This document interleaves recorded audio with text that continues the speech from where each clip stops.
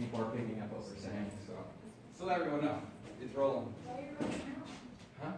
Why are you rolling it now? Because it's free. And people need to like, hey, talk in, and hey, this is what's going on. I will re-edit it. Yeah, that's what I'm doing. Okay. If there's anything that you want to put out, that's what's happening. Yeah. Go ahead, yeah, go ahead. You guys grab it. Yeah, don't even wait, go ahead. This first come, first serve, you're the first ones here. And I'm actually gonna make that real quick. I know I'm in the frame, but we are starting the meeting right now. There's pizza, and it's first come, first serve. So we're waiting for our presenter to come back. He's gonna let some people come in, filter in, but better hurry up before the pizza's gone. See you in a few minutes.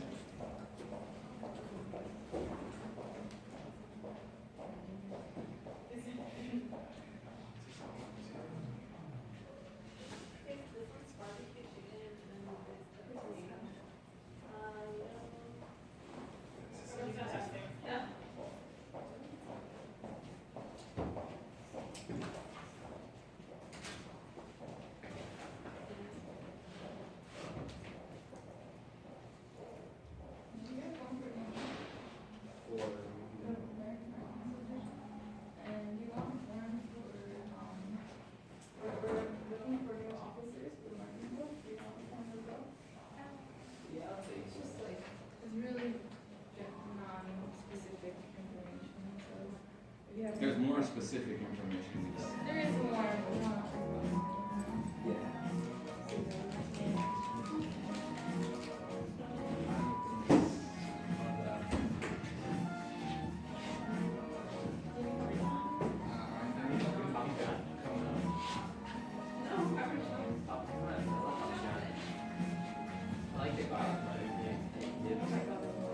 You guys need to hurry up and get some of this because we're digging in already. So we're waiting. Whoever there's 18 invitees. So whoever is clicked on it, I should have gotten an alert on the tablet too. So we're gonna forward it to people so that they can also watch.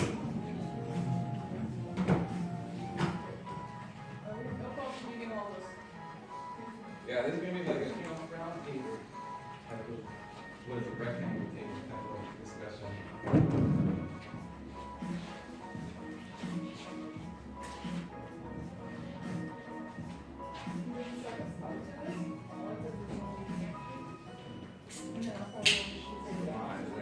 Do it. There's a vending machine, like a pop, yeah, no, it's good. Yeah. That's like the Starbucks, like little Frappuccino stuff. Camera's live, so let you know. Coffee? What's that? Did you get coffee? No, the line was way too long. You went to Starbucks? It's so hot. Why is there so long? I guess I used to drink coffee.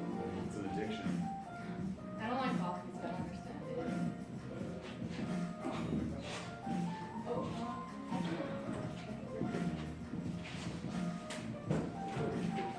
I was like, Yeah, well, it's second time, 310, so you should start really soon.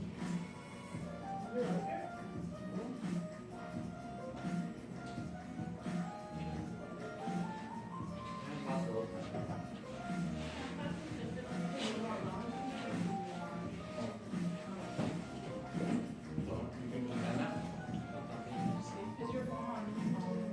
There should be. No, When do you graduate? When do you set to graduate? I got 3 more classes They now, don't start. and then after that. So a semester basically? Yeah. And then Okay. there's this one that Alright, here we go. Jennifer, what about you? Same. looks like Here are the questions if anybody has questions, if you want to relate back to that. Okay. Okay. So, Down in I'll sit down. Can you make sure that I'm in frame over here, please? Yeah. Thank you. You good? Yeah? My first panel type of interview type of. My first time being interviewed. Okay. Really? This is Each other's first. and we're recording it. So anyway, thank you everyone for joining us. Thank you everyone who's here in attendance and enjoying the pizza by Becca Wright. Thank you so much. We'll also be sending you out a shout out for that. We have a special guest today, guest presenter. He is a CEO and founder of Premier Consulting firm, and I'd like him to kind of explain what that does. Mr. Thomas Lawson, so could you give him a round of applause, please? So I don't want to take too much of the air out of the balloon in the beginning of this event or whatnot, but so I incorporated a consulting firm in 2014 when I was here at my undergrad with the goal and the aim of getting into government contracting once I'm finished with school. So currently I'm at USC. I'm doing a program there called the Masters of Business for Veterans. So it's a one-year executive MBA type of program. So I am CEO and founder on paper of Career Consulting Solutions. Okay. But at this point, that's just a kind of a startup venture for the opportunity when I finish my master's program, if I want to go into government contracting, it's all set up because a lot of the contracting opportunities out there, you have to have been in business, quote unquote, for a number of years. So I started the clock on that. Gotcha. So give us a little bit of your origin. How did you come to Cal State LA, and how did you pick what you were interested in? So originally I'm from Colorado, Springs, Colorado, which is just south of Denver, which is the capital, and it's where the Air Force Academy is located. I joined the Navy when I was 19. Okay. Where I grew up, I didn't have a lot of opportunity. I grew up in a single parent home, raised by my mother with 3 other siblings. Grew up on kind of typical underserved community store. I grew up on food stamps and welfare and all that stuff. And I tried going to community college fresh out of high school, but I didn't really have the family support and guidance to know what I was doing. So I did a 1 year of community colleges, and I had a bunch of F's and W's and was working full time. Sound familiar? And struggling. So I decided to take a year off of school, and eventually I got led down the path of joining the military, which something I thought I would never do, but it ended up being the best decision I probably ever made. So I joined the military in 2007 when I was 19, as I said, and I was a fire controlman, which people often think that means I was a firefighter, but I actually worked on our Navy's ballistic missile defense radar system, known as Aegis. So I was stationed on destroyer USS Halsey, and I was the program manager in the kind of civilian terms of the radar system on board the ship. So I maintained it, and I operated it, and I ran a team of guys that kept it, running at capacity during deployment. So that was my military experience. And while I was in the military, I always kind of knew that I wanted to go the business route. I did not at that time really know what that meant in total, but I used to sit in the Navy. We have the radar screens, kind of like you see in the movies. I have these grease pencils, and I would draw, because you're at I would draw with the grease pencil and kind of map out my future and dream about getting my bachelor's degree, my master's, and what I was going to do and the timeline of it all. That's a good visualization. Just like, I'm going here, I'm doing this, and I'm going to end up here. Yeah, and it all doesn't always pan out the way you expect it. Right. It's really good to kind of envision your goals. So I got out of the military somewhat prematurely because I had injured my shoulder on deployment during it's called VBSS, Visit Board Search and Seizure. So if any of you have ever seen the movie Captain Phelps, it's anti-piracy stuff. So we train with the Navy SEALs to board ships on deployment to look for drugs and contraband, weapons, things of that nature. I injured myself during the operations. When I got back from deployment, I had shoulder surgery, and I also found a hip issue. So basically, I got booted out for But it was ultimately medical reasons. But it was ultimately my plan was to get out anyway, so it kind of worked out in my favor. And then I was living in San Diego at the time. I was stationed in San Diego for the bulk of my Navy career, and I kind of wanted to try something different because I had been there for so long, and I was very comfortable there, and I had a lot of good friends there.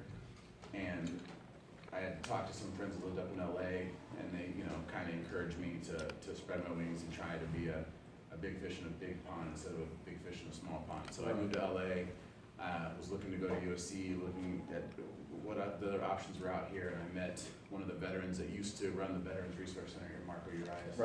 And found out that Cal State LA had a veterans initiative, to kind of help assist veterans that are transitioning.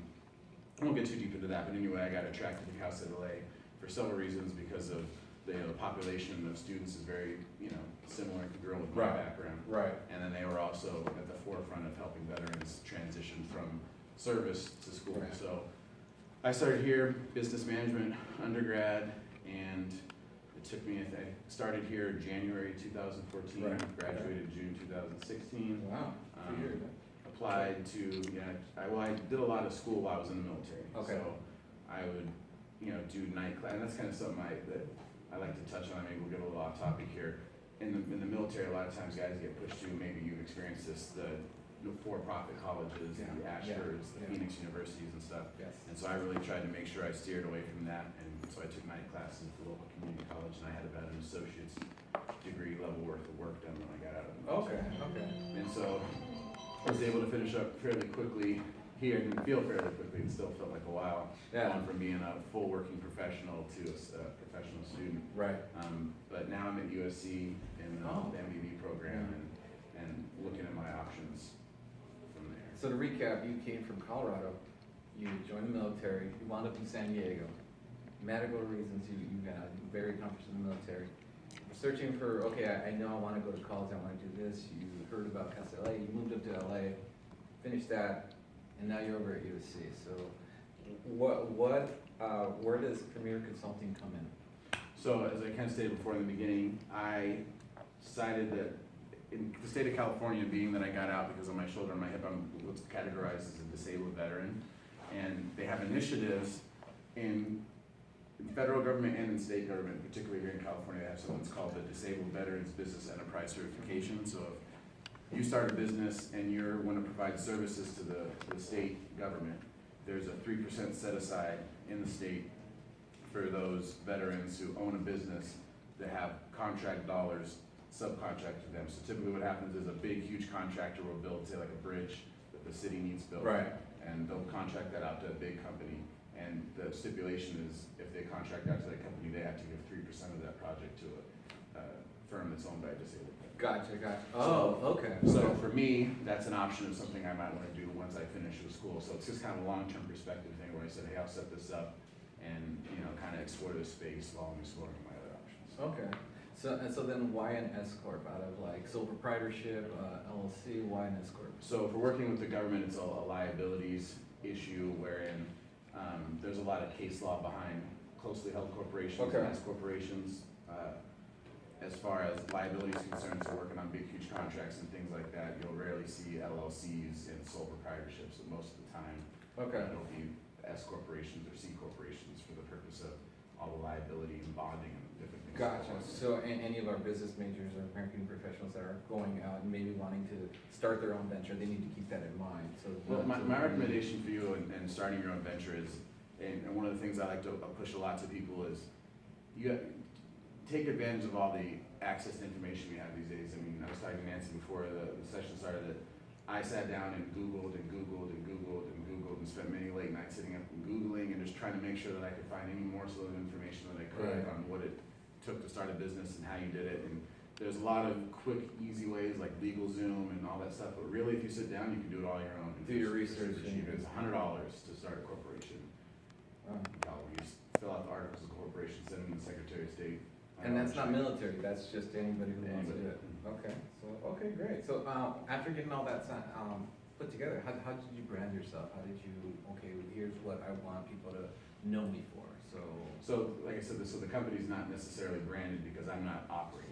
Right, but like, how would you want people to perceive it? Well, the concept, if I do end up going down that path, is, I'd like it to be a hub for other veterans to be able to come in and gain job experience, because I guess we'll get down the rabbit hole with veterans in this discussion, but a lot of veterans have a hard time transitioning from the military and translating their experience in the military to the civilian workforce. So what I would preferably like to do is to kind of provide a platform to bring military in and get them trained and get them in fulfilling careers Right. working in that space.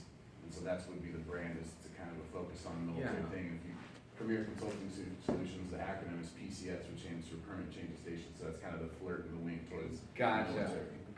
Gotcha. And even as you're presenting to our members and the Cal State LA student body, there are correlations from where you're trying to find resources to figure this out. So some of the tactics or some of the resources that you use as a military person to translate what you've done into something that an employer is looking for is also something that can be beneficial to everybody. Like, how do I take these classes and say that it means something? I mean, it's only been theory, I haven't put it into practice. So my best, I guess, piece to speak on that is a lot of what you guys, what will benefit you guys the most is relationship building. Okay. So, you know, people are, if you get to the point you graduate and you have your degree, that's all well and good, but where the real opportunities arise is in your ability to build relationships. And it's a little easier, I guess, for me in the sense that I have a military background and I have some experience and I'm Right. able to kind of bring that to the table.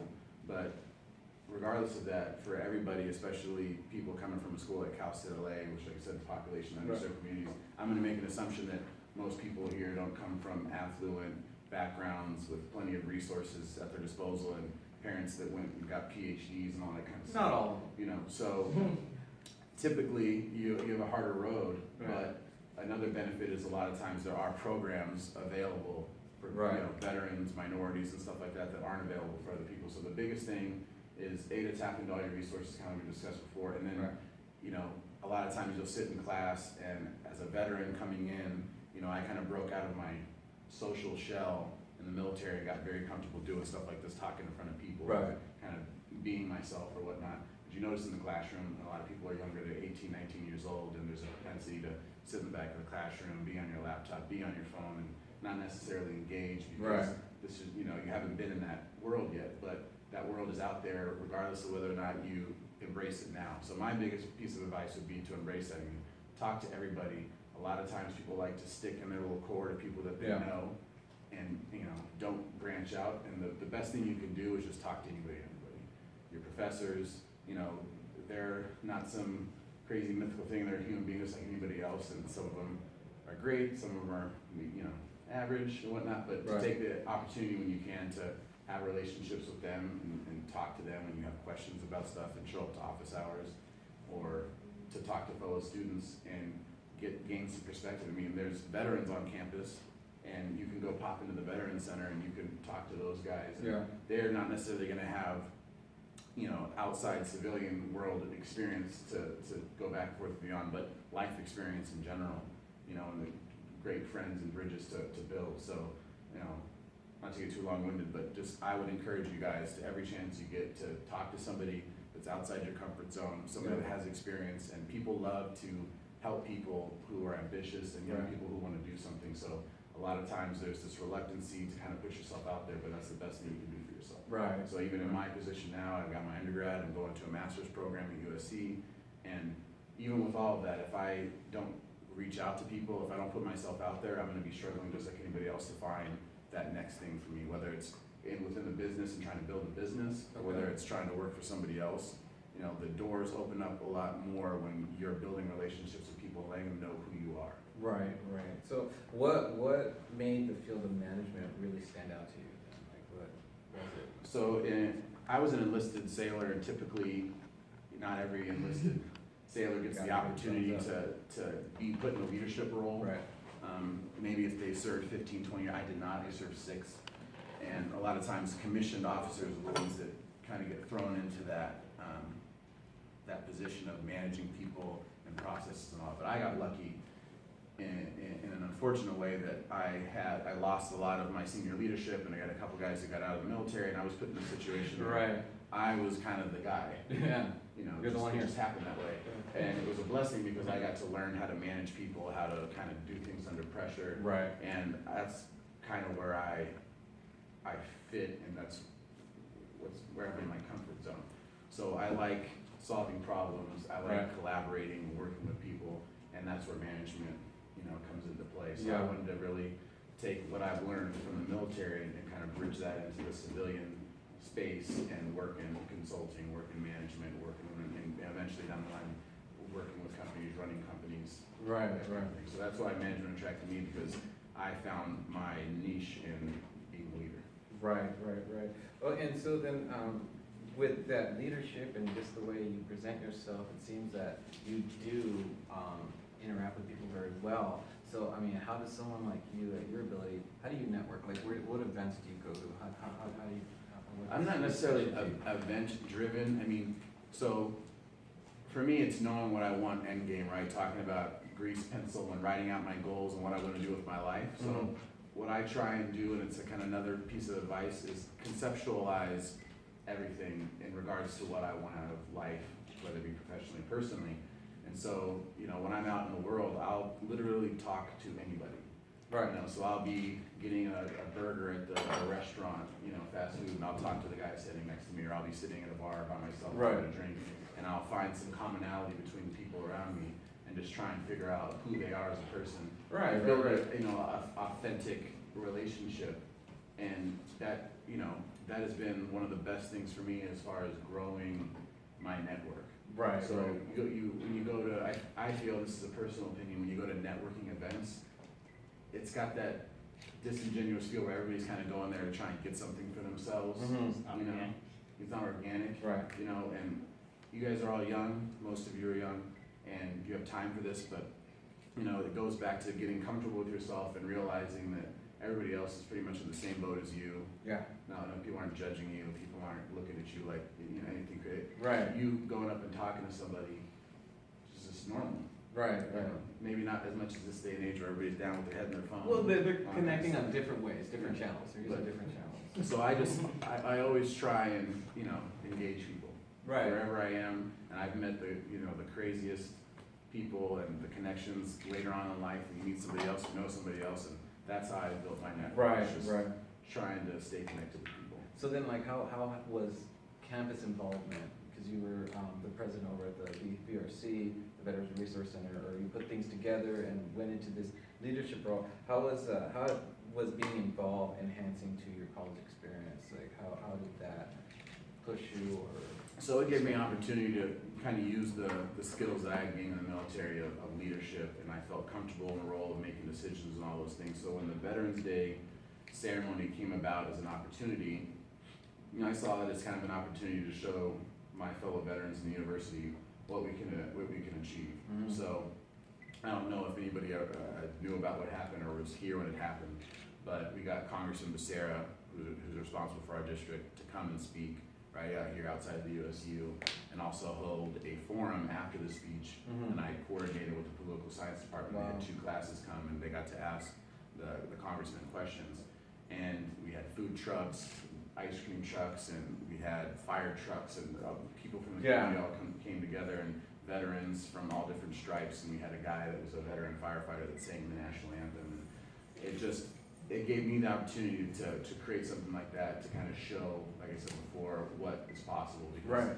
previously to that, you know, it was kind of a sleepy event, you know, and Right. oftentimes people are afraid to ask somebody high up. I mean, the congressman who's got a million places he could be, Right. but kind of understanding what benefit it would be to him and portraying that and relaying that. You know, Right. I walked down to his office, and I kept pinging his office, and eventually that came through. So,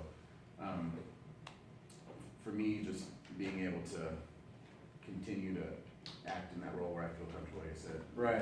leadership, and then in and of that, to follow on, you know, building that relationship with the congressman and his staff Yeah. has paid dividends, and just building other relationships. So, you know, the president's office obviously appreciated that event was put together, because Right. you know, it was great for the university, it was great for the congressman, it was great for the students, and so that helped me build extenuating relationships Right. within the university in and of itself, which has just paid forward more and more Right. connectivity. It built your reputation on being able to put an event together on such a large scale with some important people and, you know, university-wide. I think that would be exciting for anybody. So, I mean, is that what you got out of working with Congressman Becerra and President Corvino, just being able to say, hey, I got these 2 people together? It and wasn't just- done for that reason whatsoever. Yeah, What but- did come from it though was, you know,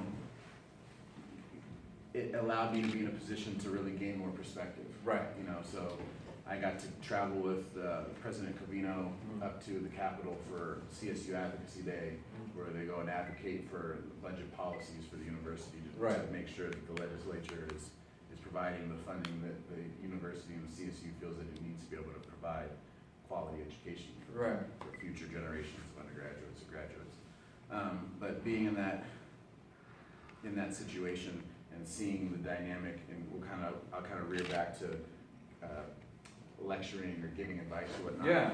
Oftentimes, what I noticed when I was an undergraduate here is there's a lot of situations that go on that people don't take the time to understand other people's perspectives. Right. And I won't get too specific, but, you know, try and think about it as you being the coordinator of this event and imagine how much goes into just this event. Yeah. Think about that. I know from setting up the Veterans Day ceremony, how much went into that event, how many people are pulling in different ways, different things. And you imagine being the president of a university. Right. You know, and the different things that go on here. And I noticed during my time here, and I don't know how it's been since, it's been what, 6 months or so. Mm-hmm. But, you know, I would like to see more collaboration and coming together. Right. And, you know, like I said, trying to understand other people's perspective. What limitations somebody might have, whether it be the president or the congressman or you guys as a marketing club or a professor or a department, you know, because I think that it helps when you understand what you have to work with as far as resources. And Right. kind of throw that experience back to the military when you're on a ship, and there's only so much you can do within the resources. Yeah. You know.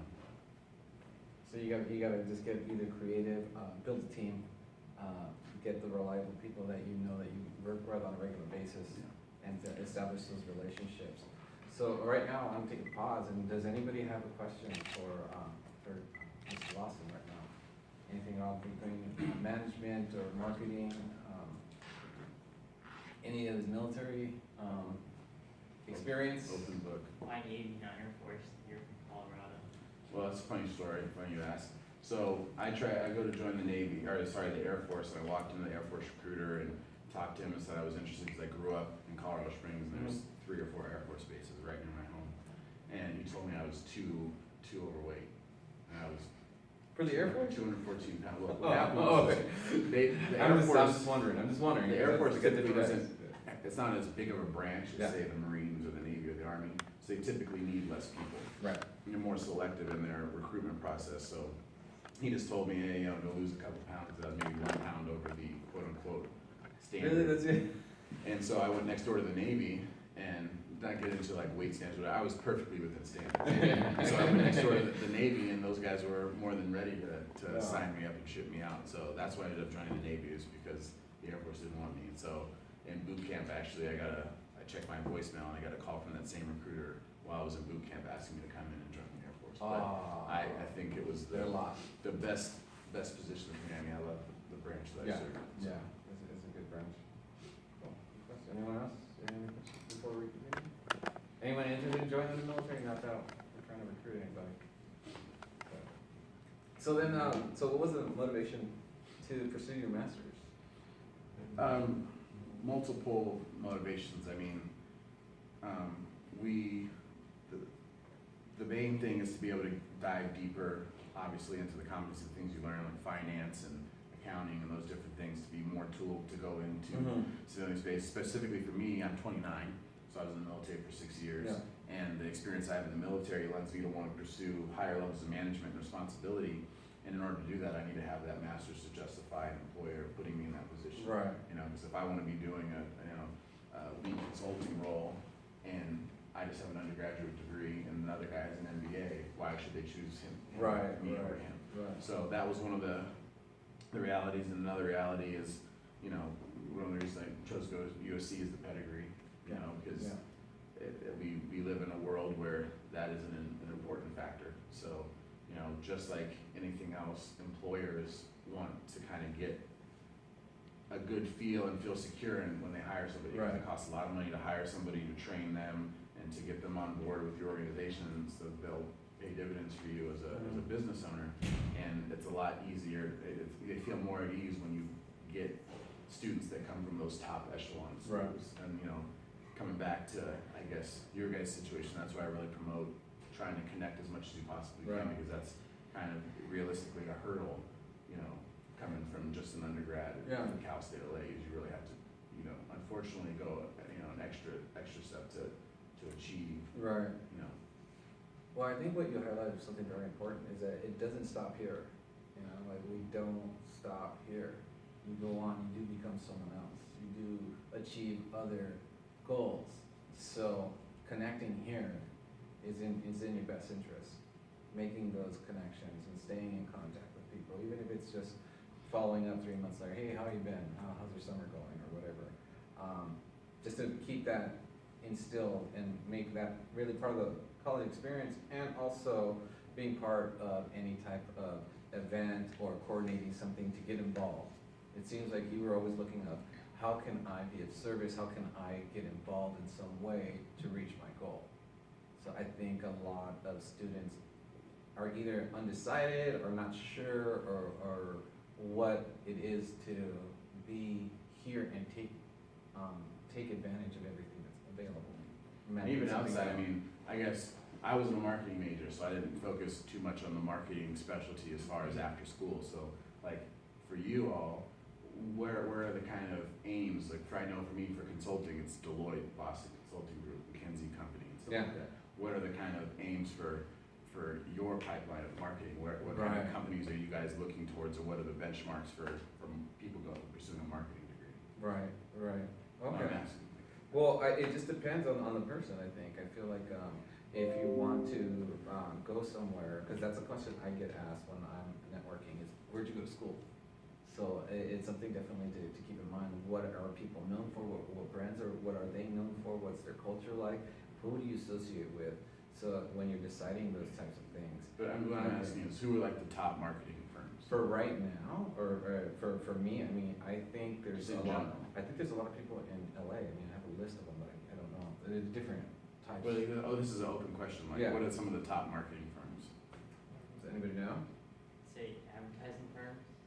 Well, marketing, advertising is a part of marketing, Yeah. but marketing is marketing. So, that's one of the things. Like, we're sitting here, right? You're Mhm. pursuing a marketing degree. Find out who the top marketing firms are. I do have a list. I just don't know off the top of my head. For sure. Email me for sure. I'm being completely serious. Marketing club ops.csula, and have me email you the list of who's out there in LA. I do have a list. I got their contact numbers and their websites and most of the emails. Because the biggest mistake you can make is waiting until you graduate to start looking for those opportunities. Right now, we kind of talk about it, we joke about it, it's sexy to be a veteran, and it's also sexy to be a student.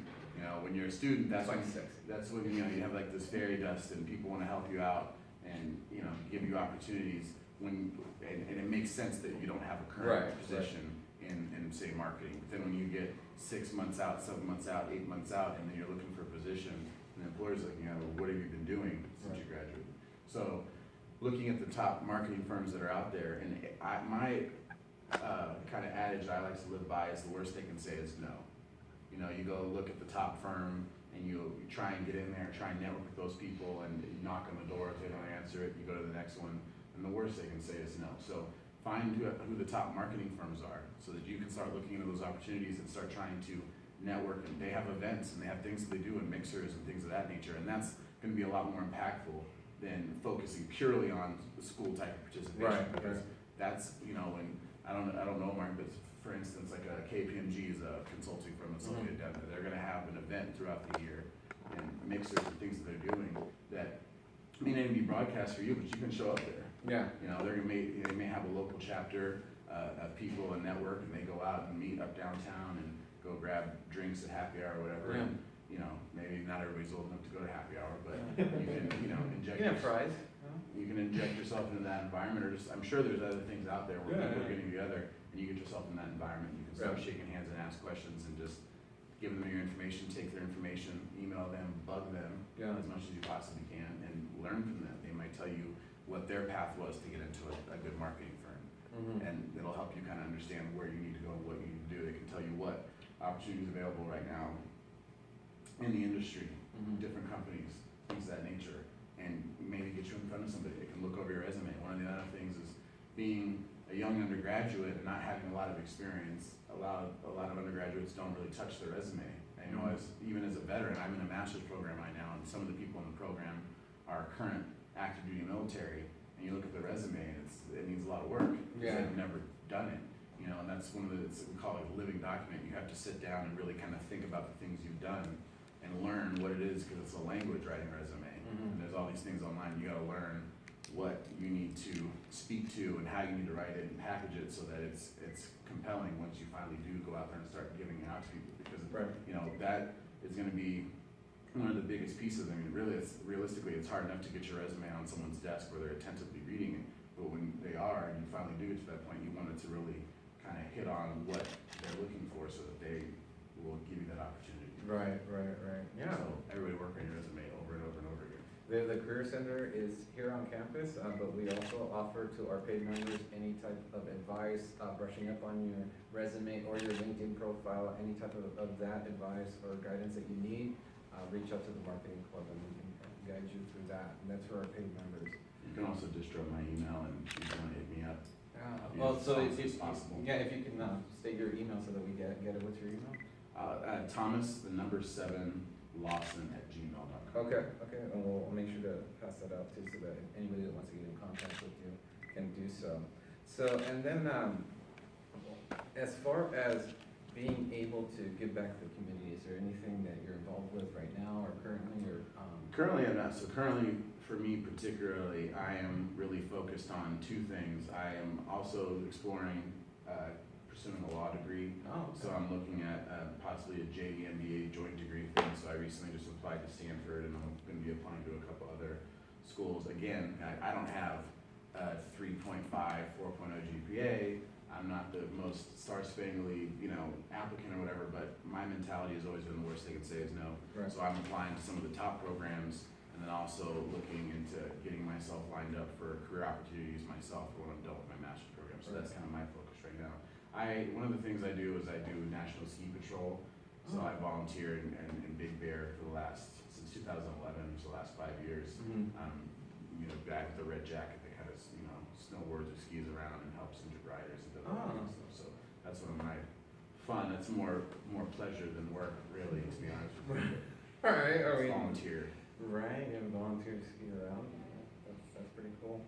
And so then, what advice can you give, one, to the future marketers and to the future graduates of CASA, specifically one for marketers, what kind of advice would you? Like I said, know where you're headed, right? You guys are all getting marketing degrees, know what that means. Like, try and figure out what that means. It's hard because we didn't all grow up with people in our household that could really sit down at the dinner table and break it down for us.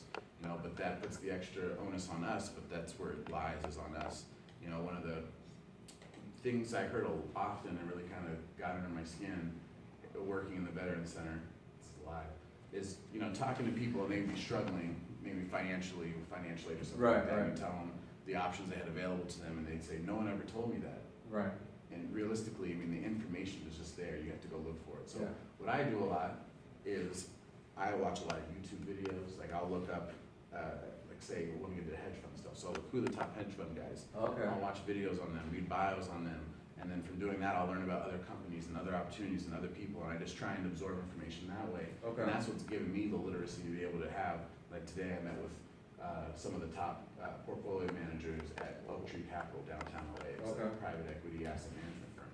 And I'm able to sit there and have intelligent conversations with them, not because I've ever sat on a trading floor or because I've worked in private equity before, but because I've sat and kind of been a student of the industry, in my Right. pajamas at home on my couch, watching YouTube videos. Everybody and has those 3 things. reading articles and just absorbing as much information as they can. So in the Yeah. marketing space, I'm sure there are people that are kind of stewards and pioneers in marketing. Yeah. Listen to what they say, find out who they're connected with, what companies they've worked for, and that's how you kind of start building your competency in your world around what it is to actually be in marketing. You might Right. find out that's not what you want to do at all, but that it'll give you answers and it'll give you direction. So Okay. just a lot of information absorbing. Okay. And maybe what kind of advice would you give students considering graduate school? When you're pursuing a graduate degree, going back to a pedigree thing, you're spending a lot of money if you go to pay for graduate school. Mhm.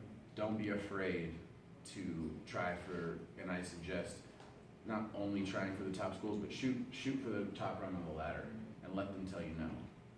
I think oftentimes, in my experience, I kind of learned last year that I had an inferiority complex, and I kind of convinced myself, like, no school is ever gonna want me. Yeah. Like Harvard's never gonna accept someone like me with my background and my grades and all that kind of stuff, and they do. It's not statistically as high as someone who's obviously a great student who has great Yeah. marks, but you know, they might find something in your story that you're undervaluing that they may feel is great for their program. And the reason I Yeah. say, you know, to shoot for the top of the runway, like, is that it's gonna provide those opportunities that go into, you know, a school that's not on the map won't. And you don't wanna spend $60K a year getting a graduate degree that isn't gonna help you get a job, isn't Right. gonna help open doors for you. Right. So if you are gonna do it, be serious about it, take the time and prepare ahead of time so that you know all the things you need to do. There's a lot of graduate exams you have to take to get into certain schools, whether it's business school, medical school, law school. You know, it's kind of a next step up as far as the application is concerned and the components that go into it. It's very involved, so get started early, but if you do it, aim high and don't self-select yourself and say Right. that you can't get in. Right. Let them tell you no. And you want those no's, right? Because you want to at least ask the question. You don't want to have it linger on what could have been. Yeah, and it kind of goes back to, I mean, I'm gonna speak from an old man's perspective, I guess, but being young, one of the things that hold people back the most is a fear of failure. You know, or that feeling when you do fail. Like, I applied to Harvard last year, I applied to Stanford, I applied to Columbia, Georgetown, they all told me no, Yeah. all of them. And was it a crappy feeling? Definitely was a crappy feeling, but I'm applying again. Right. You know, taking the tests again, doing more networking and meeting people and really understanding the programs, because I think, you know, to be fair, I didn't put, for multiple reasons, mostly because I told myself I couldn't get in, so at the last minute, I changed my mind and decided, oh, let me try and get into these schools, and I didn't give myself the preparation time to really understand what the programs are about, because they want people who are intentful, you know, who know what they want to do and just need that extra step up to get there, that platform to get there, but they don't want people like, oh, I want to go to graduate school because I think it'll be great. Right. They want people that say, I want to go to graduate school because I want to work in X, Y, and Z, and I want to help do this and that in your school because of this part of the program and these things that you offer are going to help me get there. And the only way you're going to know that is if you give yourself the time to really focus on Right. it. So that's what I'm doing now, and I've done. Like, I've traveled to New York, and it's costly. Traveled to New York, traveled to Philadelphia, traveled to Palo Alto, San Francisco to visit these schools and meet with people and go to information sessions and stuff like that. So that's my advice. Cool. Well, I mean, you've given us a lot to think about, and especially aspire to. Just someone that's come out and known what he's wanted and found the resources. Nobody told you where to go, and no one, you know, said, hey, here's what you're supposed to be doing, and you paved your own way. So, commend you for that. And just thank you so much for speaking with us today. And is there anything else that you have going on that you would like us to check out, or you want to get the word out? You know, I'll give you the floor right now, or just. No, but I just want you to reach out to me, and I wish you guys would ask questions because you guys have to have questions. Yeah, well, yeah, let's take a break. Let's ask some questions. You got one in the back. Which one have you seen more developed in terms of theoretical knowledge versus practical knowledge? Which do you feel has been more useful to you? I think they're both useful. So I'll go and kind of use my military experience as an example. So I was a radar technician and operator, and I had to go to the technical theoretical school first before I got to the ship, right? And you learn all this stuff, and it's really over your head, and you're sitting there and you're kind of like, what's this all about? And then you get to the ship, and you know, I was able to become a subject matter expert and one of the best radar technicians in the Navy, but I wouldn't have been able to do that without the theoretical aspect. So, you know, you kind of feel like they're blowing smoke when they tell you, like, you don't think you're gonna need this, but you will. And you're not gonna need it in the same sense that, you know, we went really deep in the technical side. And, you know, you don't go that deep every day when you're practical, but they do, there's a marriage there. You know, like for me, being a business management major, all this finance and accounting and all that kind of stuff, you get deep into it. Sometimes I feel like in classrooms we should get deeper into it, to be honest with you. The professor should really be setting the bar really, really high, because I think that if the higher they set the bar, the higher students will try and achieve. As frustrating as it may be, as hard as it may be with work and the different things, family things people have going on, but the higher you set the bar, the more you guys are gonna learn, the more I'm gonna learn. But Now, being outside of school and graduating, I remember being in class and it was all kind of like jumbled stuff, and it starts to make sense eventually. All the pieces start to come together, especially when you're out there seeking it yourself. So like I said, now I sit in a meeting with big portfolio managers, and when they're talking about bonds and finance and different ways that things work within their industry, I'm able to conceptualize it. And it's only because of the theoretical stuff that I learned here at Cal State LA. Other questions?